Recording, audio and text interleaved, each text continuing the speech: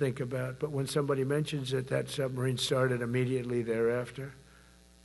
And it's just lurking, but I'm sure we're not going to have to use it. But it's an amazing, it's undetectable, totally. Ours is, theirs isn't. Theirs are totally detectable. We can detect them easily. We go right to the spot. But we have genius apparatus that doesn't allow detection. It doesn't allow detection at all by anybody above water or below water. It's incredible. We're way ahead of everybody in that and other things. As a result of the exciting renewal of the spirit of our armed forces, and that's what it is. It's really reaching that spirit, unprecedented heights. Over the past 8 months, new enlistments, I'm so proud of this, have surged to record highs, the highest we've ever had. And we used to have recruiting shortages. If you remember, about a year and a half ago, I was at the beginning stage of a campaign, and things came out that you couldn't get people to join the armed forces. And by the way, the police also. Fire department. I always put the fire department in because they're great. They're great. And I got 95% of their vote, too. That helps. When you get 95% of their vote, you always have to mention them. But they're great.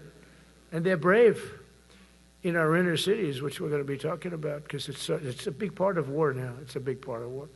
But the firemen go up in ladders, and you have people shooting at them while they're up in ladders. I don't even know if anybody heard that. And I said, don't talk about it much, but I think you have to. Our firemen are incredible. They're up in one of these ladders that goes way up to the sky, rescuing people, and you have animals shooting at them, shooting bullets at firemen that are way up in death territory. You fall off that ladder, it's over. It's over. They don't even have to inspect you when you hit the ground. And you have people shooting bullets at them in some of these inner cities. We're not going to let that happen. So I always mention the firemen because that's actually a big problem we have.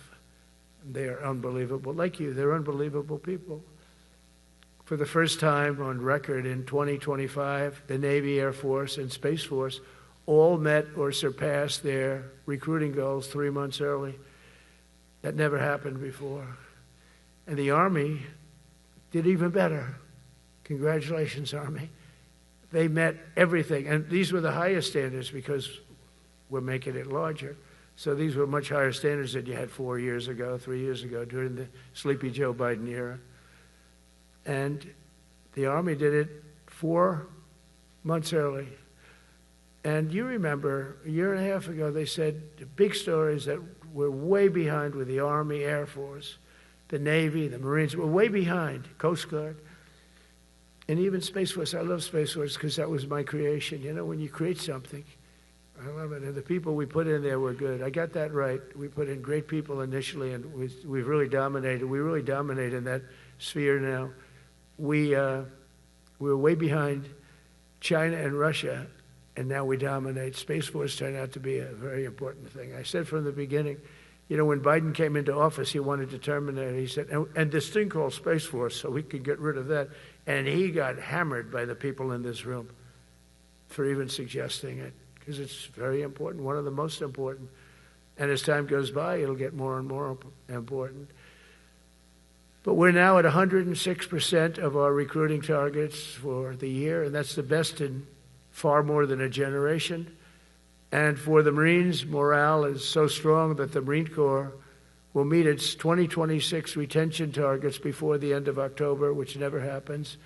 And that's the earliest it's ever happened in the history of our country. And it makes you feel good, you know. I felt guilty. I'd go make a speech in front of never people like you. You are the leaders. But people, soldiers. And I felt embarrassed because there'd be stories about, you know, we couldn't fill up our Army, Navy, Air Force. We couldn't fill them up. And it was headlines. It was during Biden's 4 years. The auto pen, I call him the auto pen. It's, how would you like to have your thing signed by an auto pen? You know, when I have a general and I have to sign for a general because we have beautiful paper, the gorgeous paper, I said, throw a little more gold on it. They deserve it. I want the A paper, not the D paper.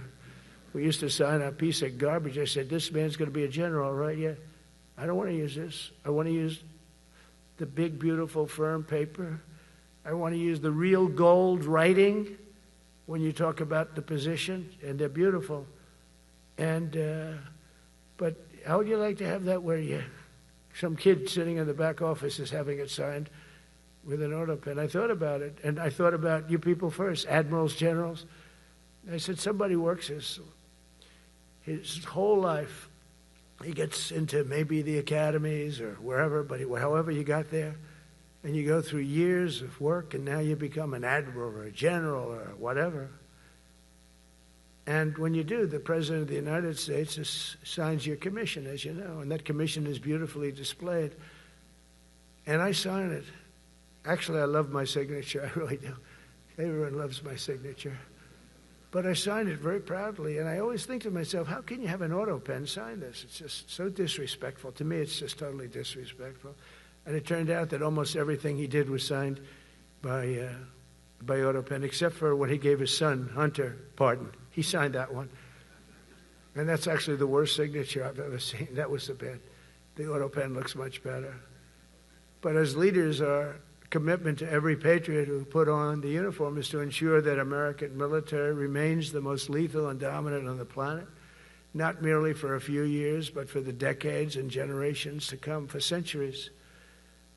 We must be so strong that no nation will dare challenge us, so powerful that no enemy will dare threaten us, and so capable that no adversary can even think about beating us.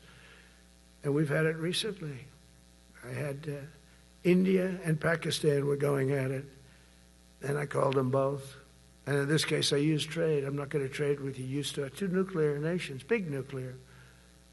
And no, you cannot do that. I said, yes, I can. You go into this freaking war that I'm hearing about. You know, actually, they just shot down 7 planes. 7 planes, it was starting.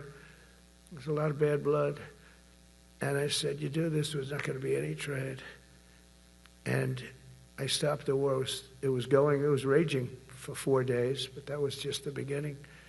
And we stopped it. It was a great thing. And the Prime Minister of Pakistan was here, along with the Field Marshal, who's a very important guy in Pakistan. And he was here 3 days ago.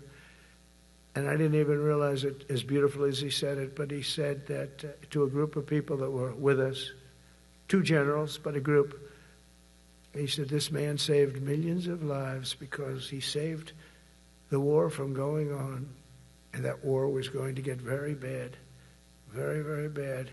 President Trump saved millions and millions of lives. That was a bad war. And I was very honored. I loved the way he said it. Susie Wiles was there. She said that was the most beautiful thing. But